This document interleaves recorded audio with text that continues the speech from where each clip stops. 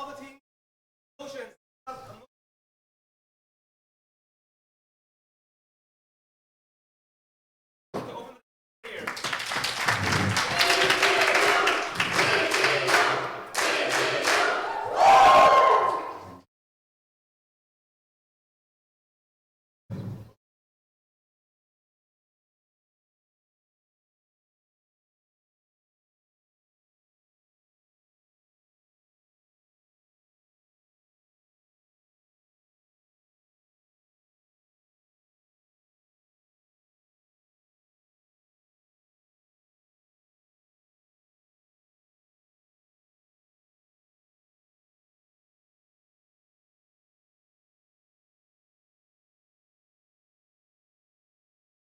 China is using its very temporary advantage in order to force Russia into an irreversible situation where they can never gain the power that they are supposed to have in this world.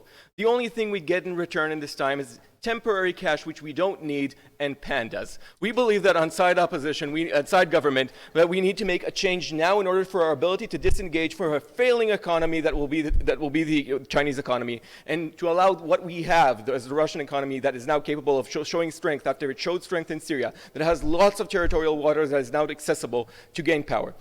What we're going to do in my speech is basically do two things. I'm going to explain to you why the Chinese economy is just inherently a bad investment to be in. You want to disengage in order to protect yourself from future imbalances in it, and because it's very likely to not withstand any crisis that might happen, and it's just getting worse and worse. Secondly, I'm going to explain to you how we are able to improve our situation. Before that, just a bit about the Russian interests. I think it's very clear that we want to enable ourselves to, first of all, engage more as a soft power around areas, not just in Europe, not just in it, but also in Asia, where China is taking power now. Also in Africa, where China is taking our power now. We want to engage in all those conditions, and now China is exactly taking those places, and we are giving them even the technology to allow that by spreading 5G in our place. But also to make sure that we have a stable economy that is not attacked and destroyed by simply a small collapse within China, which will now explain why it's very likely.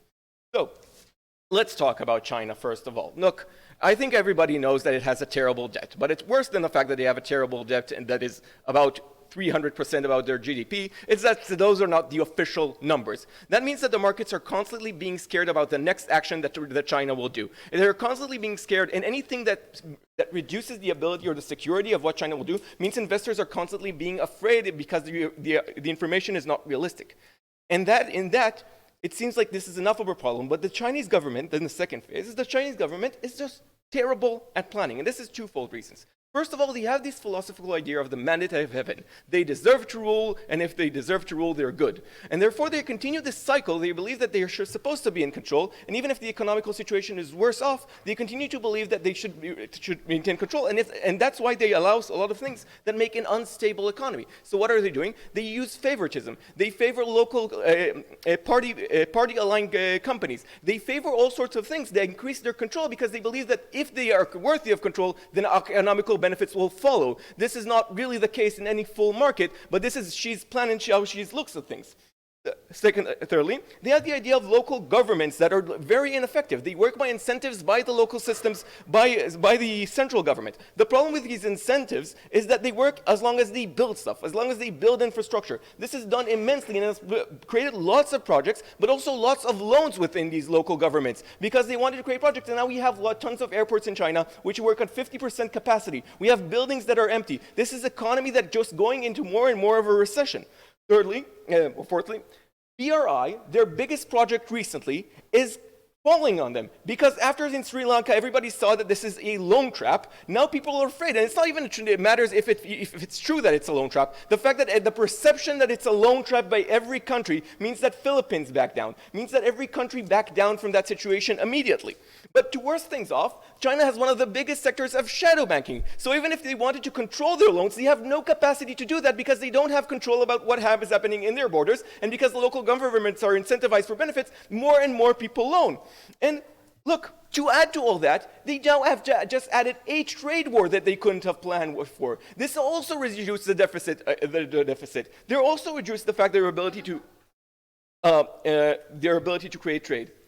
And look, Lastly, their unique advantages are just disappearing. Their ability to be an economy that exports things for very, very cheaply is thus constantly disappearing because every country around them is able to export for cheaper prices. So what we have is, yes, they are a rich economy now, but they are an economy with immense amount of problems. And every one of those dents is becoming more and more extreme and more problematic. The central government is not capable of planning correctly because of all those surprises that came to them. And it's more and more likely that I'm not saying a complete collapse, but it's an economy that will slow down. And if it slows down, it immediately affects Russia the most. It affects those who had most invested power, who allowed the most power in China. It will affect less other powers who tried to disengage, such as the United States, such as Europe, who are less reliant, for example, on everything. That's why we believe that in this case, we should start slowly disengaging from them and not let the yen be part of our economy that will be destructive.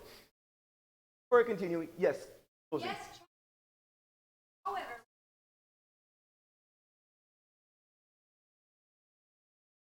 I think that exports can be sold to Africa, to any other country that does not enforce, for example, that their 5G network, which you know is a spying network, be enforced on them. I think that there are a lot of trade scenarios where they can do that. I think they can even improve conditions with the EU, which is far more stable, even introduce conditions with the US. I don't think I need to defend on a specific metric. I think there are tons of them. I just need to tell you that China is terrible. Let's go over to the idea about what we can do here. So first of all, we believe that Russia has a huge advantage that would allow her to take control. First of all, stabilization. All the issues that we had with Russia are pretty much stabilized. They have stabilized their power in Crimea. They have stabilized their power in many places. But they've also, on the second level, they've gained a lot of respect by the fact that they were able to maintain the power within Syria. They have maintained the power to say to any African country, we will stick by you no matter what, even against the greatest powers. Now they could be able to capitalize on that. But when China is controlling their power, they're not capable of going to new countries and telling that because it's in contradiction with the Belt and Road Initiative. If they disengage, if they are able to do that alone, then they have more capacity to do that. Thirdly, we believe that they also have its powers of an economy just going to grow. Note, the reason is, and then this is the first debate where global warming will actually go to the side that has it, is exactly because lots of the frozen water in north of Russia, which involves a lot of the economical waters and a lot of resources, is about to melt, and it already is, and they're accessing all that. That means that it's a trade partner that no one can ignore. Note, nobody likes Saudi Arabia, everybody trades with them. At the point where there is an economy that is so strong, that means that they are able to enter, even in the EU and even all those places. That means that it has immense power to grow if it doesn't let a spy network go in. But the spy network, when I'm talking about 5G, this is immense. That means a fast network that will give China control over every information means that the Kremlin will be completely subsided that. Because even the Kremlin has a de facto elections. And even if they try to fix them, the Chinese with 5G technology will actually have the ability to fix it better. That means that the Kremlin will lose their entire capacity to actually maintain control within Russia. Russia has a proud history and a proud heritage. They will not become a puppet state. We do not believe we should. Very proud to propose.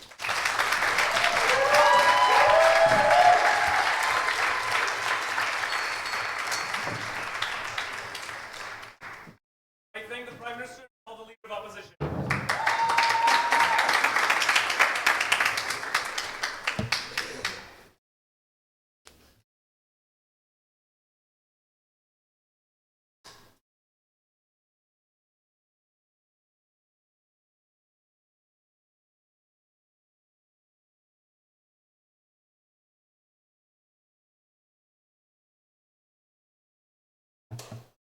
Ready?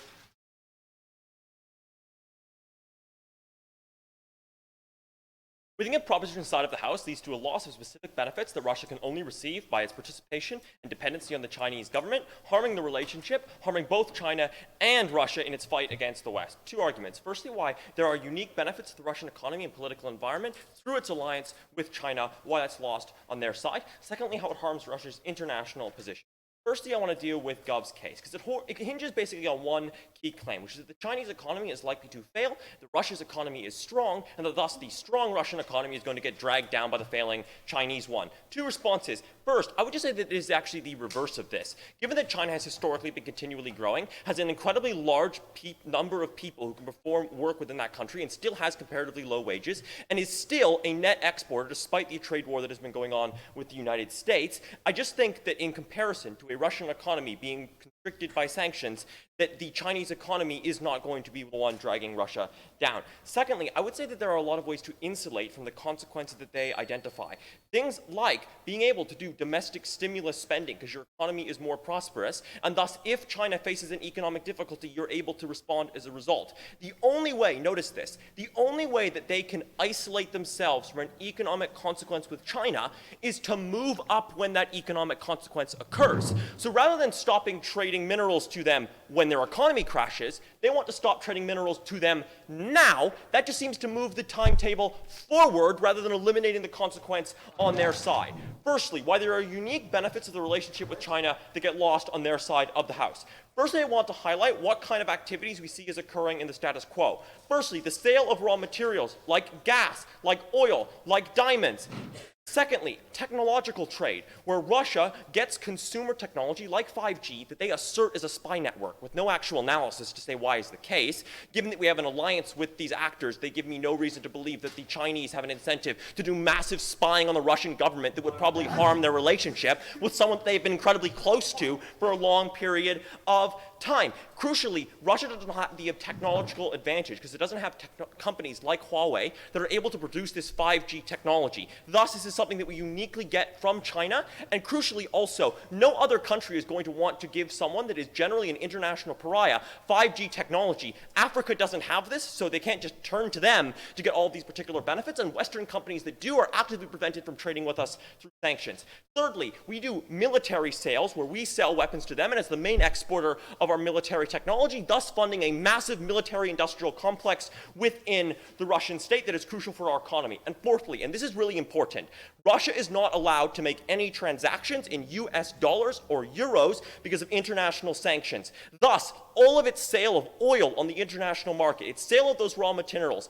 any international transactions at all take place in the Chinese currency that they want to remove Russia's dependency upon. The fact is that without this currency, international transactions become exceedingly difficult. Why is this so important? Firstly, I would just say that these things are incredibly economically beneficial for the Russian state. Being able to sell our main industry, raw materials, to a country with over 1 billion people that is in a vociferous demand for these raw materials because of all of the building that OG wants to talk about. Even if it collapses, I'd rather maximize the amount of money I'm able to get out of the Chinese state before that. Secondly, technology that we cannot produce ourselves, that we can integrate into our own operations and thus making us more efficient. And thirdly, just the ability to do international trade period, which is harder on their side of the house when you have less Yuan currency reserves. This is really important given the specific current situation, which is incredibly harsh sanctions by almost the entirety of the rest of the world. The only mainly economically prosperous area of the world that is willing to do activities with us is China, and that's what they particularly want to limit our ability to do. Why does the Kremlin particularly care about this? Two reasons. Firstly, I would like to highlight that the Kremlin does care about the domestic political situation within Russia because if the economy crashes, people feel like the government isn't adequately catering to their needs. Given that you have an autocratic regime with no pre-existing authority beyond its ability to maintain good positions for the population, having more of them out of work sooner without an ability to build up apparatus to be able to deal with that potentially in the long run means that you're more likely to have domestic internal political instability. The second reason is if the Russian economy is weaker, it harms our ability to project power on the international stage. It harms our ability to have a military operation in Syria, to continue to hold Crimea, and to do more activities in the Ukraine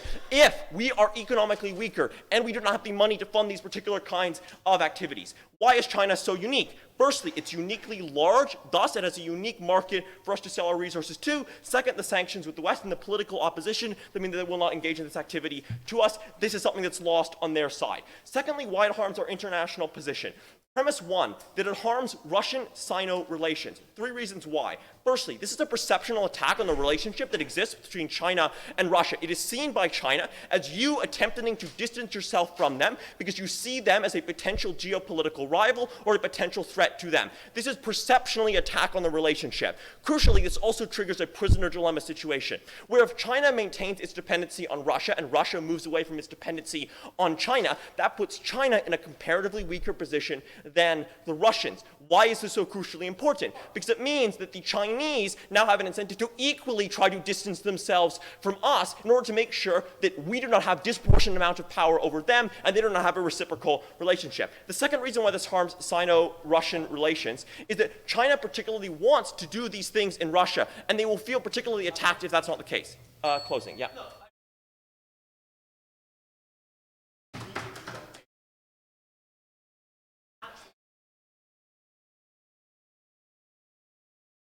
So one, where is the money for the slow diversification coming from, given that most of the revenue that the Russian economy has is from its trade with China that you are progressively wanting to decrease? The money that we get from China is what allows us to have our mechanism for diversification in the long run. Thus, we can maintain the dependency we have right now and still grow our economy. What is China's response to this likely to be? A couple of them.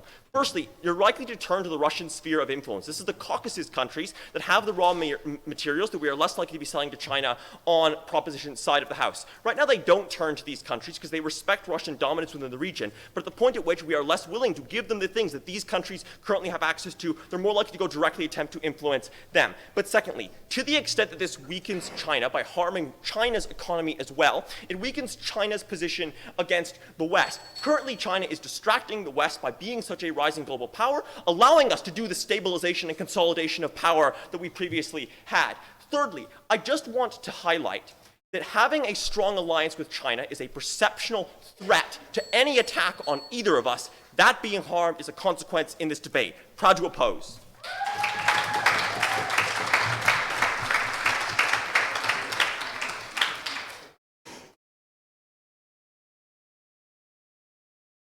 I thank the Leader of Opposition, Deputy Prime Minister.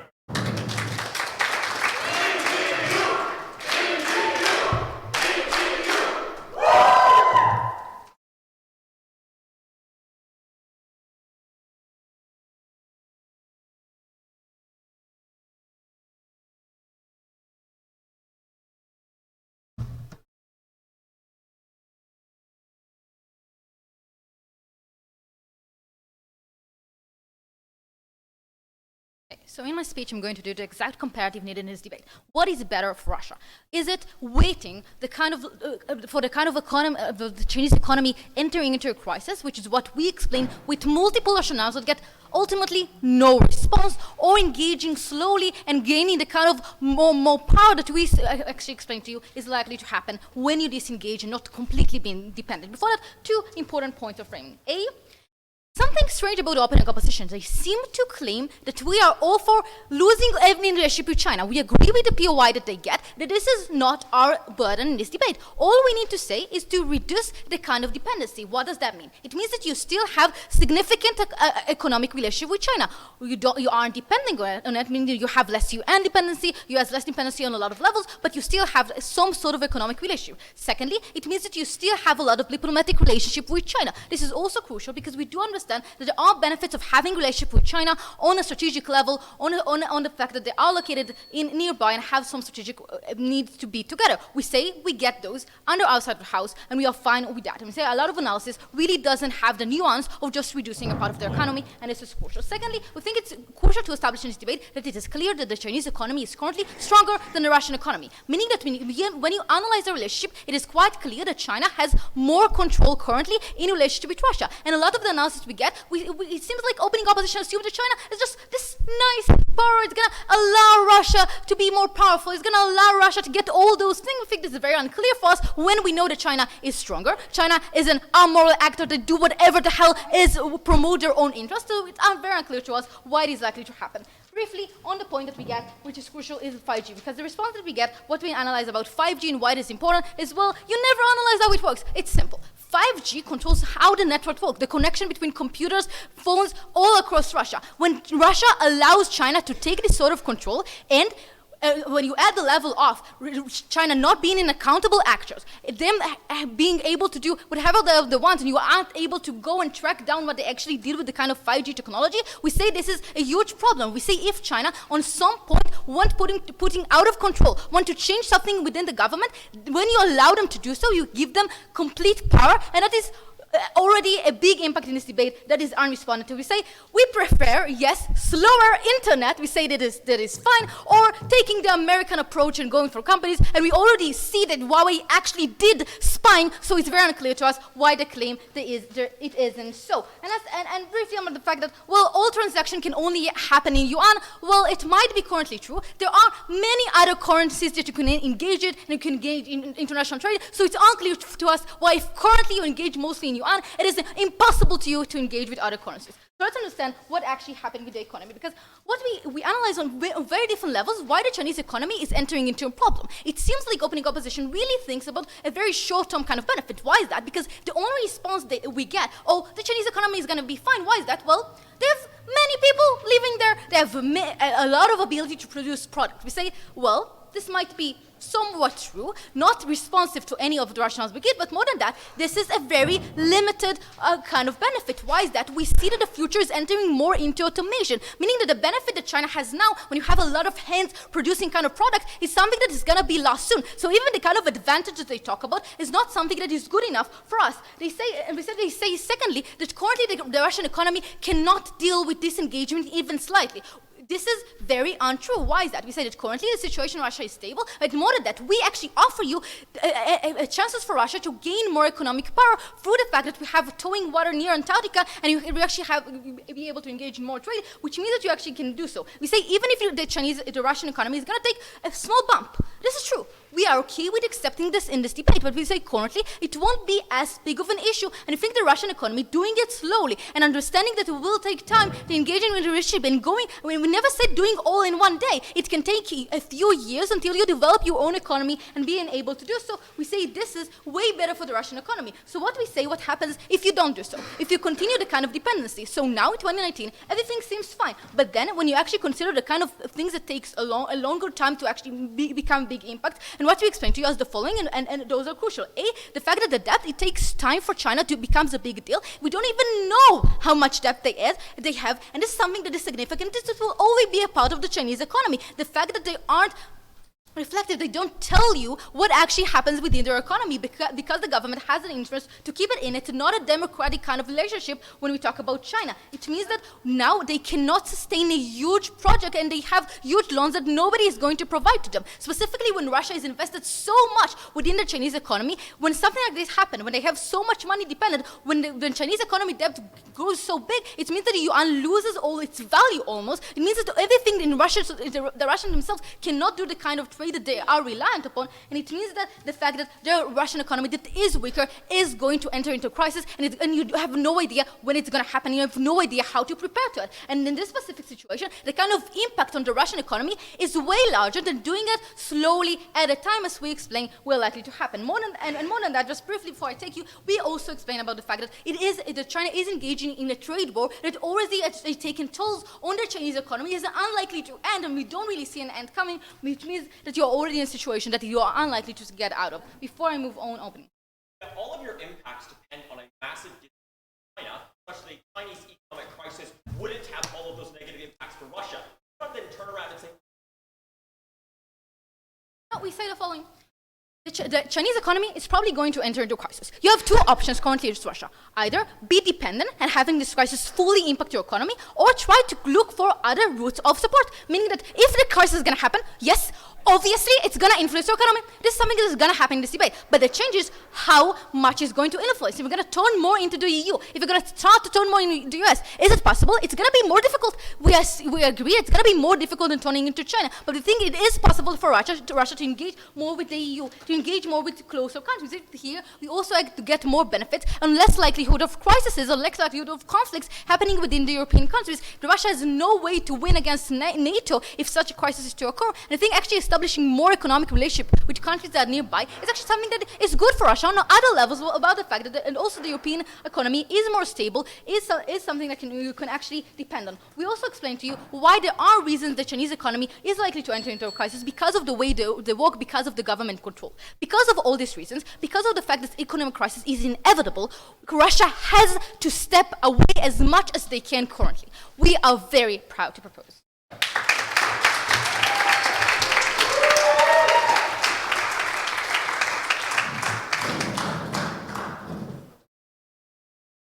I thank the Deputy Prime Minister and call the Deputy Leader of Opposition.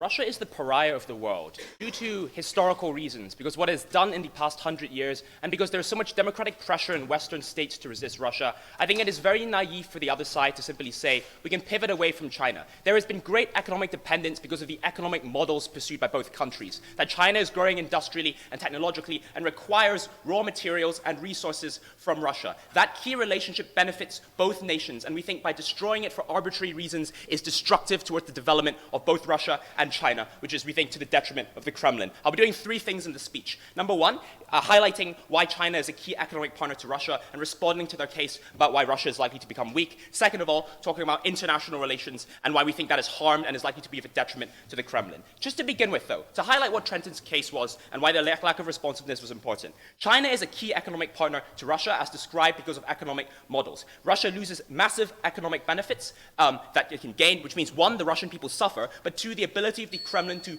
please its people, which we think authoritarian states obviously need to do, and to provide for its people is important. One flippant piece of rebuttal I want to point out was the case, 4G is just about slower internet. We think that's a flippant response because it highlights what happens when you fall behind technologically. It means your tech sector develops slowly. It means investors from the rest of the world are less likely to trust you because you are backward compared to other states. I think this is a key analysis, right, and key idea of what we think is missing from their side, which is a nuanced response as to what the losses might actually be. One thing to clarify, right, they say, we can do a slow response hijacking CG's POI. First of all, you can't do that because if your argument is that China will implode any day and you're going to very slowly decrease dependence, then all your harms are just going to occur on your side of the house as well. So you need to pick one strategy and you can't have both. Secondly, it has to be significant to some degree, right? Because all the benefits you have hinge on that, right? But thirdly, right?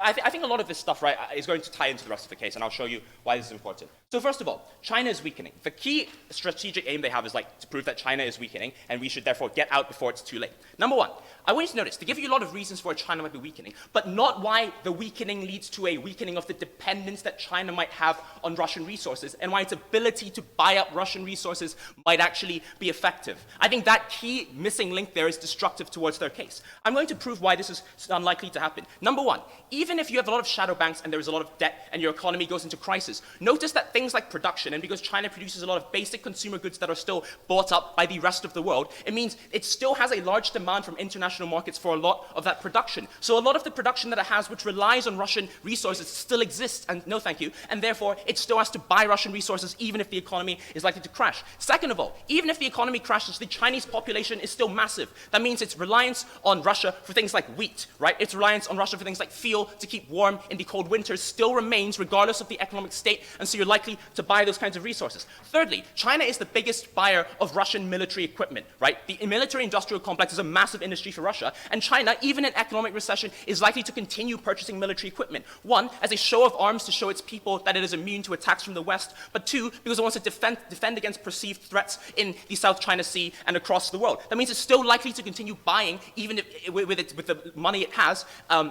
Russian military resources. And so that also benefits Russia, right? I don't think it's realistic for them to claim that China will have absolutely no money, that it cannot function in this way. I think, yes, the economy might contract to some degree, but they never prove to you why it contracts to a degree that the relationship actually hurts Russia. Fourthly, technology is the best example of this.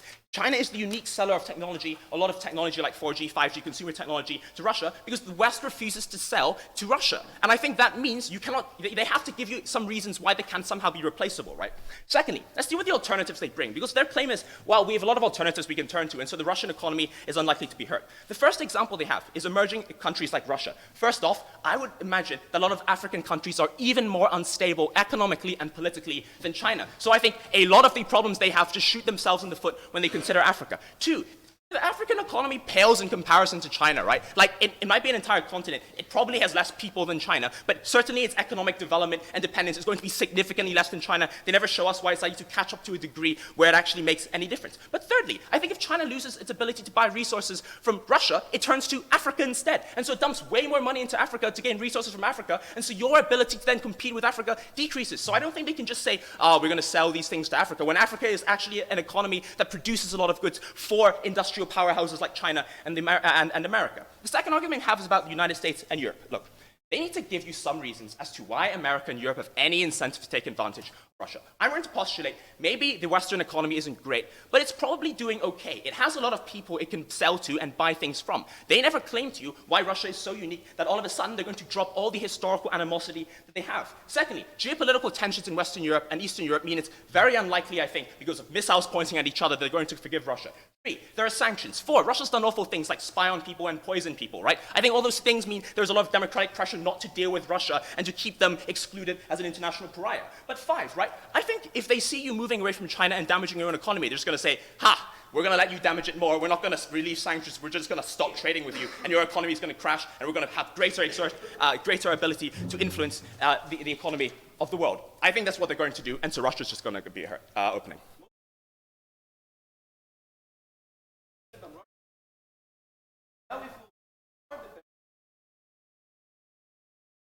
Well, okay, you have power over China, but you're not selling anything to them, so you have no money, so your economy still hurts. I don't see how that POI is anyway relevant.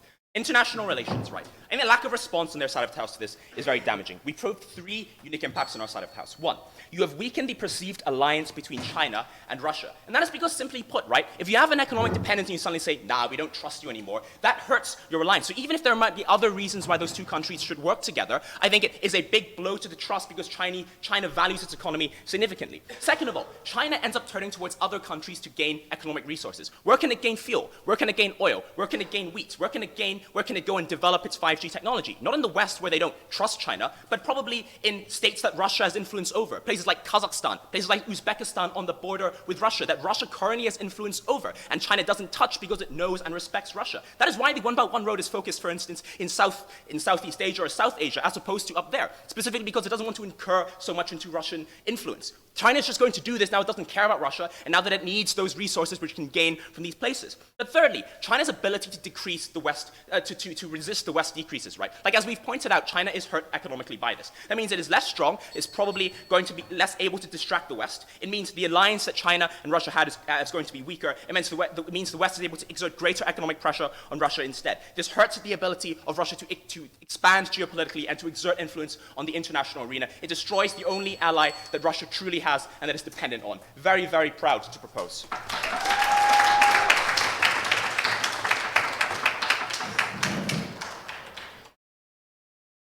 I thank the Deputy Leader of Opposition for the member of government.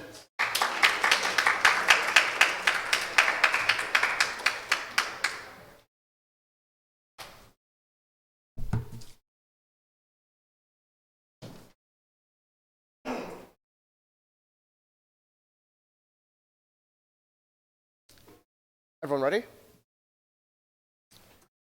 Thank you, panel. I know this is going to be annoying, but I just want to first of all start by talking about what it means to depend on someone, okay? If Kit decided to leave me today as a partner, it's fine because I can find another partner. In the same way that if China and Russia are not that China's economy tanks, they'll be able to trade elsewhere. Russia will be able to trade elsewhere.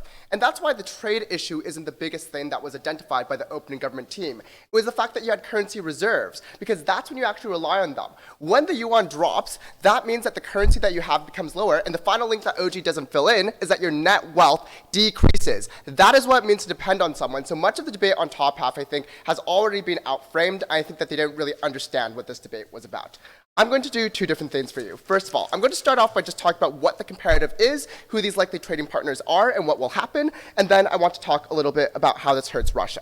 Notably, in this extension, I'm going to extend this debate past just the economic aspect of it, because I think the interests of the Kremlin are far more diverse, and they get legitimacy from far more places than just their economic power. In fact, they probably don't get much from it, given that they're already pretty shit. So, let's start off with the comparative in this debate. Three things I want to note. The first thing I want to note, as I've identified in my introduction, is that exports can still exist to China. The primary change in this debate is more so the creation of infrastructure by Chinese companies within Russia. The fact that you have large currency reserves, the fact that you let Chinese companies take control of mines and functionally give them the rights to those mines. That is what dependence is, because it gives them absolute control over these things and prevents Russia from exerting its sovereignty anymore in these kinds of areas. Crucially, if this is the truth, then the argument about the Caucasus is out of this debate, because you're still going to trade with Russia. In fact, if Russia is much closer by, then there are less transportation costs, and you have every incentive to trade with Russia rather than Caucasus. So that points out from their side. The second thing I want to point out is that Europe does need Russia right now.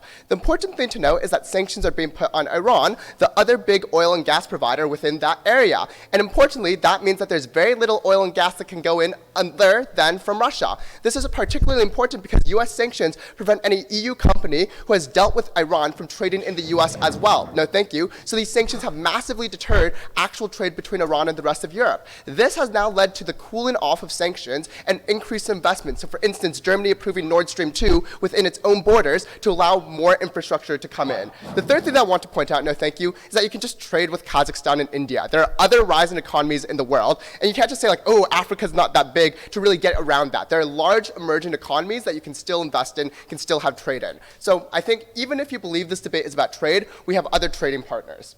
Thus, why is this harmful to Russia? And here I'm going to get very specific about the interests of Russia, and also very specific about, no thank you, why these specific types of dependence are wrong. The first thing I want to talk about is oligarchs, and there are two different types of oligarchs in this debate. The first type of oligarch is those who are displaced. So those who are already in IT, telecommunications, who build the networks already. In their world, they now displace these oligarchs and prevent them from being able to have that economic power in the long run. The second group is other oligarchs who still exist. So for instance, oligarchs who rely on the IT infrastructure to maintain a computer business or something of the like. The problem now is that the Chinese state becomes the economic decision maker. It is no longer the Russian state that you need to turn to for all your economic decisions to try and get better prices or better conditions. It is the Chinese government that has that power now.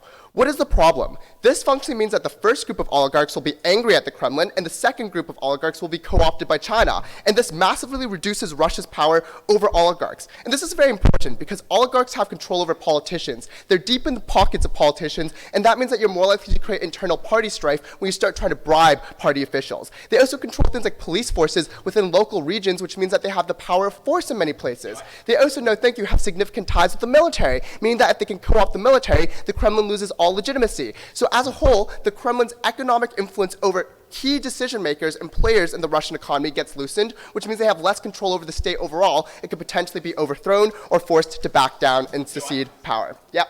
So, I don't have any ability. Yeah, so I already had like the first 3 minutes of my speech talked about why exports will still exist, so you gotta rebut first, sorry guys. Second thing, on bargaining chips. I want to talk about why China is incredibly damaging in this debate, because China is a huge target.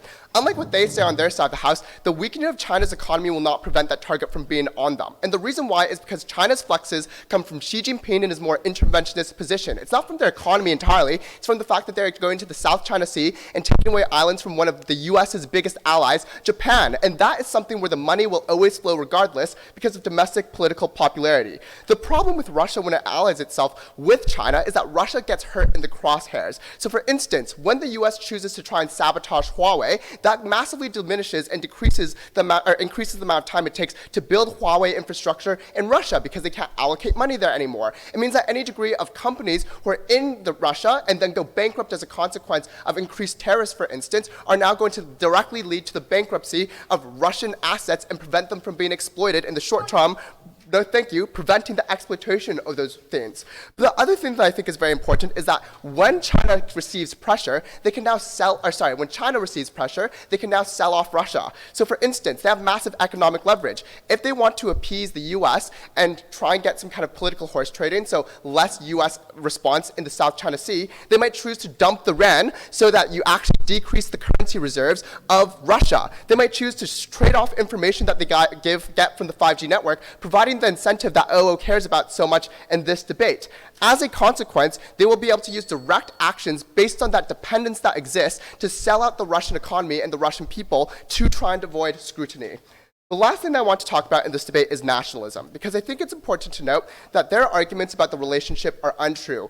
There was a split between China and the Soviet Union during communism because they had two different models of communism. The problem is China now is a global superpower who wants to dominate, not cooperate. So their goal is to eventually dominate over the Russian economy. This is incredibly problematic because it decreases the public's trust in the Russian government when they see the Chinese government, a dominant superpower who wants to gain more control coming in. That prevents their nationalist fervor from being able to be powerful because it seems like you're ceding sovereignty. And that means a lot of the domestic legitimacy that you get from people starts to erode in the long run. The final thing that I want to note is that a lot of OO's problems, like Belt and Road, are already symmetric. Like they are in Kazakhstan, guys. China's already investing there because they need to get to Nepal, which is through the northern areas of Europe. So those harms are symmetric. The big problem in this debate is that you make the Chinese government the basic decision maker of almost everything within the Russian economy, preventing the Russians from being able to control their oligarchs, preventing them from being able to be independent, and preventing them from being nationalistic. Very proud to propose. Thank you.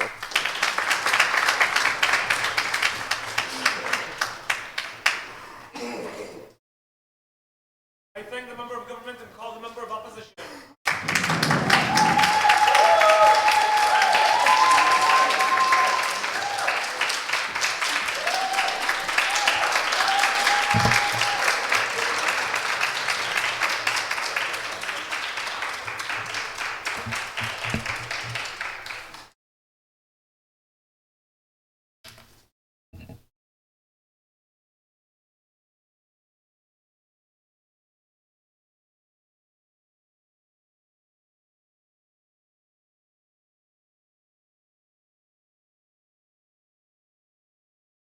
In closing opposition, we tell you that the key interest of Kremlin is not in economy, but is in ensuring internal and external stability, in ensuring access to military technology, ensuring that you have a stable eastern frontier in empty lands so you do not have to fight both in the west and also in the east. We think Kremlin is in a fairly desperate state already now. They had to go a few weeks ago to the point of almost poisoning Navalny, the key leader of opposition, in order to keep the regime somehow pumped up. They live in a problem where Putin has to leave very soon because of his constitutional terms coming to the end, meaning after 2 terms as a president, he cannot continue. They live in a situation where the oligarchs are increasingly angry about the fact that there are sanctions on them from West and so forth. We think that this puts a unique set of pressure on Kremlin, making it their primary incentive to ensure that they have both leverage in foreign policy via military and other technology, and that they have a friendly China, effectively, that they can gain some money from to help these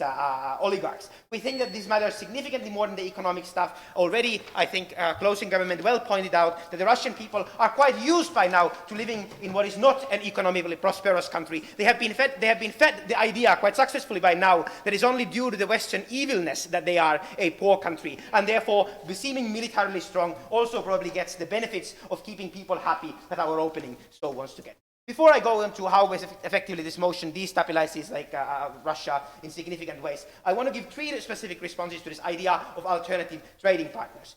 First is that I think a lot of the other areas the proposition talks about are actually not independent from the influence of China and West. At the point at which West is not willing to trade with you, and that you are now willing to get rid of China, you need to find independent partners. I think those independent partners rarely exist because obviously China has war, West has traditional colonialism, and therefore networks all around the world.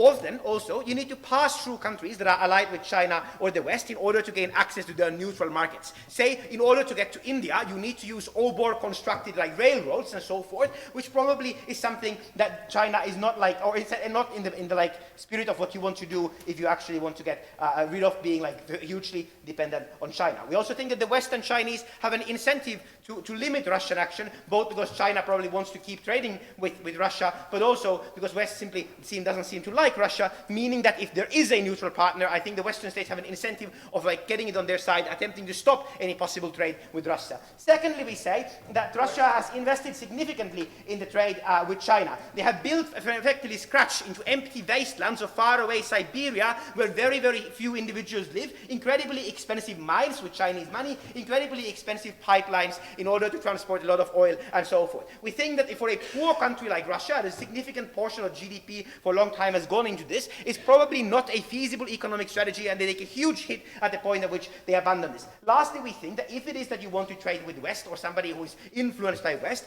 you need to make huge concessions. Why? Because I think that the current sanctions that West has put on Russia are something that are there to stay. It's very hard for Russia to concede that they need to give away on Donetsk, Luhansk, and Crimea, and so forth, because we think that means you give a signal to all other separatist areas that you want to give like ground to them as well, that you give a chance to them as well, being incredibly problematic in an era where Kremlin is already very, very weak. We think that the population in West has become anti-Russian to the degree that they probably are at the status quo. No, thank you. Not willing to accept that we would change the policy to pro-Russia, so we don't think there's a chance in which like West would be able to do that. Okay, let's talk firstly about why China, the first part of extension, why China has an incentive to destabilize Russia internally if Russia takes the policy of this motion. I think that China needs to gain the resources that currently it gains from Russia. It's very hard to substitute a significant portion of your oil coming from Russia currently in a very quick schedule. I think China needs to secure its investments in the mines that is created in Siberia that have already been very expensive on Chinese scale. I think that it's already currently very expensive into many directions already otherwise. The reason why they're not expensive to Russia and why Russia can have relative stability in the areas next to it is due to the fact that they are to some degree pro-China, that they're willing to live under the dependency of China to the degree that China doesn't have to be afraid of any problems coming from the side of Russia, but rather they can rely that their investment is secure, that they're like effectively whatever they have put into Russia is under no problems. Yes, closing.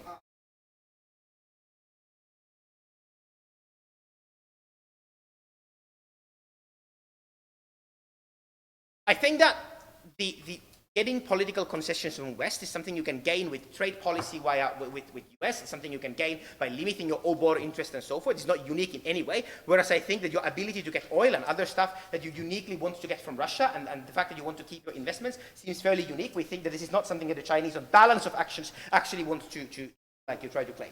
3 ways in which we think Russia will destabilize China. Firstly, we think that in the areas where Russia is currently invested in, like effectively far east Russia, there is an incentive for Russians to fund different separatist groups. These are areas that are fairly recently colonized, like a couple of 100 years ago by Russia. That are effectively areas that are not properly Russianized yet at this point, which means that there is an acute risk of like effectively rebellion in like Caucasus and many other areas against the Russian state. No. Secondly, we say that you are eating away from the support from the oligarchs, right? Because they claim in proposition that you would lose the oligarchs, that the only way to keep the oligarchs is by passing this motion. But we say that the oligarchs are to a high degree already now under Chinese control. Why? Because they have already invested significantly in China. Why? Because they're getting a significant portion of their money from construction projects in China and so on. So regardless of what you do, they're under Chinese control. You as Kremlin are better off when you allow have a Russia-China. Lastly, we say that there are also incentives in territorial sea borders in the north, where probably China wants to go very far aggressive and is very hard for Russia to protect. Second part of extension, military technology. We think Russia suffers from a huge disinvestment in like intellectual stuff, in cybersecurity. The best intellectual minds have left the country due to the sanctions to Western universities and so forth. We think due to that, there's a problem of you not being able to uphold your ability to have cybersecurity, not being able to uphold your ability to spy on your citizens to keep your internal security intact, not being able to uphold your ability to actually meddle in the elections of Western countries and pose international threats via having better weapons as well, not only cybersecurity. We think that the reason why China is lending its spy ability to Russia at the very moment is because Russia is in control of China to the degree that they can safely kind of lend their ability. They can safely give them in a brotherly way a little bit of things and then expect that Russia will help in exchange. When Russia is no longer fully dependent on China, what happens is that there's no incentive for China or no like guarantee for China that Russia will do something that China wants with this technology, meaning China will never give this kind of technology to Russia, meaning Russia becomes internally and externally significantly less stable. We want Kremlin to stand or pause.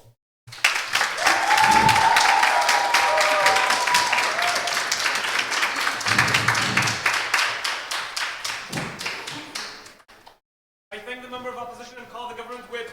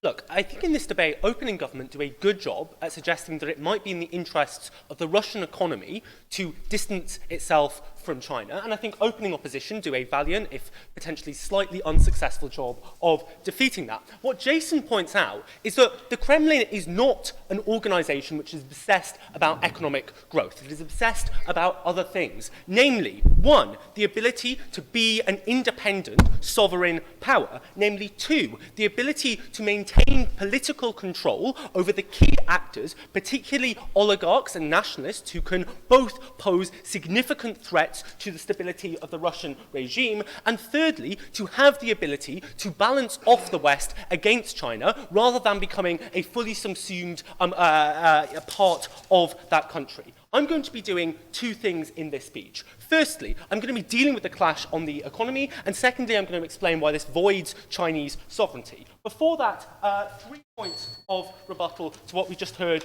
from the opposition extension. Firstly, we hear this claim: China really needs Russian resources. It must secure its investments, and therefore, in response to this policy, it is going to destabilize these regions.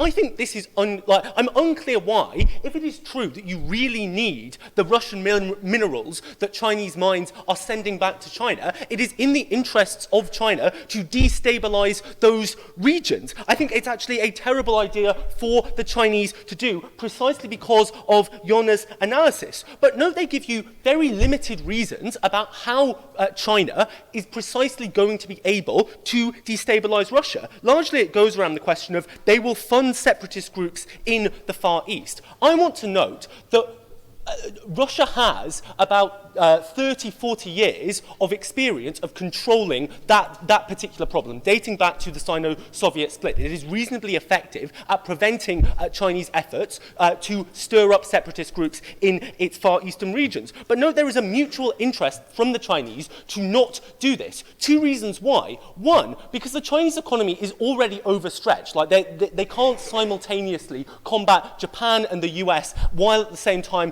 launching essentially a series of proxy wars in Russia. But secondly, they know that if they start sponsoring separatists in the Russian Far East, Russia will probably retaliate and start sponsoring separatists in China. So I'm unclear why China will actually want to do this. No. Finally, they claim that oligarchs are under Chinese control and therefore will react badly to this. I think two things to note here. One, many oligarchs are currently not under Chinese control because the process of dependency is only just beginning. But secondly, we can still protect some degree of investments. Again, I want to note we are not supporting cutting off exports to China. We are simply saying that we will do things like stop 5G and Huawei from taking over the country. I think that largely deals with what we hear from closing opposition. No, not yet. Firstly, I want to talk about the interests of the Kremlin, particularly over the question of the economy. We hear a number of things from opposition. Firstly, we hear the claim that Russia needs to be close to China because it needs to do things like sell gas, like sell diamonds. Presumably, Russia can continue to export these things, given it will be in China's interests to buy them. But no, we think it's probably preferable for China to diversify its source of suppliers. For instance, India, which it can reach through new shipping networks, which does exert a reasonably independent trade policy and can balance off, for instance, having decent amount of trade with China and decent amount of trade with the West. But secondly, we think that it is possible to expand economic connections to the West. Why? Jason points this out, that one, the current sanctions on Iran mean that now Russia is, to a large extent, the only game in town in terms of being able to secure resources. That's why, for instance, the German government is willing to allow Nord Stream 2, which will get a huge amount of the money that opening opposition are concerned about, into the Russian economy. But secondly, I think it's untrue when they claim that the West is irreversibly Russophobic. One, many in the West regard China as the greatest strategic threat. That's why there was the pivot to Asia. That's why Trump has imposed sanctions on China and not Russia. And so consequently, we say that at the point at which Russia detaches itself from Chinese interest, you probably will get concessions. But finally, pro-Russian forces are actually doing relatively well. See the success of Salvini, see the pressure that Le Pen is putting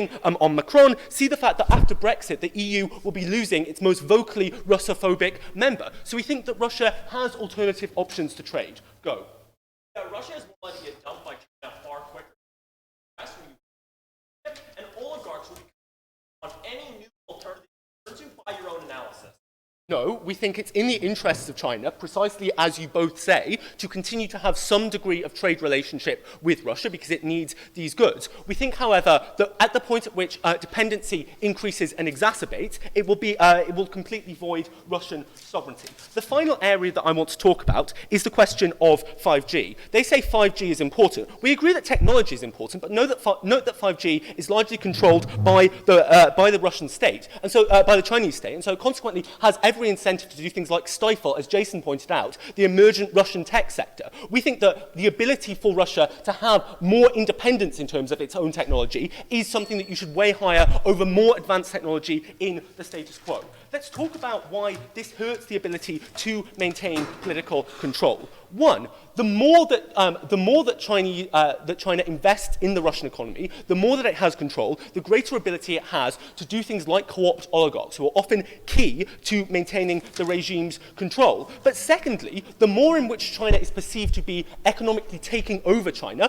through investments, through Chinese immigration, that means that you rile up nationalists who are a key part of the Kremlin's support base. The impact of that is that the regime becomes drastically destabilized. But finally, I want to note that this hinders the ability for Russia to exert an independent foreign policy. Why? Because at the point at which Russia is totally dependent on China, it means that China can trade off Russian interests for things it cares about more. Things like the Senkaku Islands, things like dropping US tariffs upon them.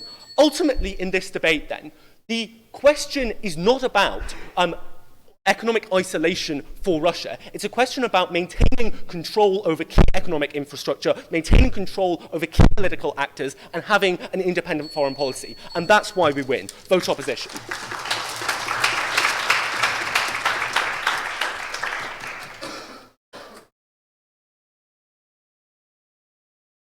I thank the government and call the opposition.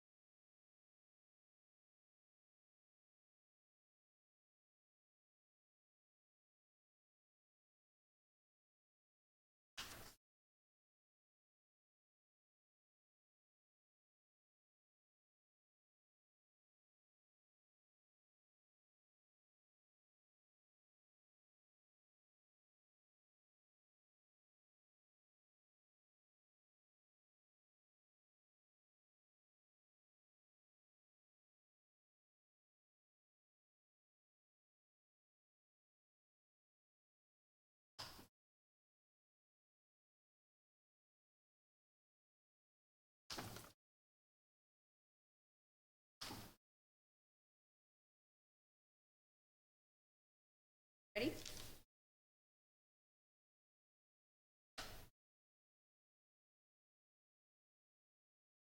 Neither side of house can Russia beat China. On neither side of house can Russia beat the West. The question is, when China is going ahead, are we going with them or against them? That is the question. We think it's better to be slightly puppeted by China. We think within our country we can anyway define the narrative as a Kremlin, than to not be in power, to slide into irrelevance. Rather be close to the future of the world and be able to at least slightly influence, at least make sure that they don't go against us in the caucus, that they do not hack or like networks, that they do not manipulate or elections, right? That is what Yuan has uniquely brought to you here. I'll talk about a few things. Firstly, I'll talk about oligarchs. Like, EG's case is saying that this makes Kremlin less dependent on oligarchs. We think undermining oligarchs and their power is the worst possible thing you can do as Kremlin. Of course, it's not like replacing kit. It's like replacing your lungs. Like, oligarchs are the reason the Kremlin is in power. The Kremlin is almost interchangeable with oligarchs. Like, if you are undermining the oligarchs, you are effectively undermining yourself. But furthermore, note, because they want them, a few mechanisms to why this is bad for oligarchs and why they'll be really angry. Note, even if firstly this Chinese tech industry investment is also all the things that you look weak to your people make the oligarchs not trust you and want to replace you with someone else. But furthermore, note, they do not currently have access to Western banks due to sanctions. Being able to have foreign currency reserves in Yuan and Western Chinese finance access, one of the few ways they can invest and make money, that is a really bad thing to take away from them. Furthermore, the motion specifically says strategic industries. Guess where the oligarchs make their money? Strategic industries, which means all the things that OO says about economics, which is fair, but not that relevant given TG's framing, which we agree with, hurt oligarchs specifically the most, because these are the people who profit the most from those industries, meaning that is really bad, right? Also know this means that China can, if they react negatively, literally freeze the assets of your oligarchs, which are really bad. Note that even the perception that these kind of things might be happening are potentially enough to get, for example, Putin assassinated by oligarchs, right? These are people who poison opponents. These are people who are to whom a face at the top is very replaceable and who are truly in power. So I think this is the worst possible thing that could happen. So if CG is right, we should definitely oppose it. So secondly, they say on kind of cybersecurity and 5G and so on. So CG says what if the US sabotages Huawei? Firstly, note that a lot of US allies, such as UK, are using Huawei 5G technology. We think like actually undermining Huawei is something that is not in their interest. Furthermore, for example, like the US has a lot of debt from China. We think, yes, there is like a trade war right now. However, we think they actually don't have the incentive want to be like super aggressive towards China to the degree that they would like, you know, attack Chinese like cybersecurity. Like second, like, and it's not unclear how they're able to. But note secondly that you need this kind of technology and you need Chinese cybersecurity cooperation in order to be able to do things like election meddling that actually get you to influence who is empowering the US, who is in the power in the EU, so that all the things that Prop Bench talks about in terms of the West being favorable to you are able to materialize. Note at that point, we can access a lot of Prop's benefits of having like better trading partners if we get more kind of, you know, like pro-Putin sentiment in these countries through cybersecurity, hacking, etc. Like, know that cyber tech from China is really, really important, and China is like super dominant in this sector, right? Like that is why you're in the status quo able to do any of these things. Like Russian tech, like they say like Russian IT sector. I live in Finland. We hear a lot about Russia. I have never heard of this thing. It is almost non-existent. Like, yes, you have some troll factories, but these are literally having physically people who are posting on forums, etc., which is very far behind China being able to potentially do things like take down vital infrastructure through hacking. These are capacities that you want to be able to access through military cooperation. No, military cooperation isn't just about friendships. You need to be pretty damn close friends. You need to be so reliant on Russia, that, like, so reliant on China, that China knows you will never turn against them. That is the only point where you exclusively can access actually like military cooperation from China. And yes, it might not be perfect, you might not get everything that you want, but getting at least some of the things you want, we think is far better. We think like China will never give it to you. There's a risk of it being used against China, and standing up to China in this way, or like just even being like less reliant, which is why this is really bad. Yeah, OG, go ahead.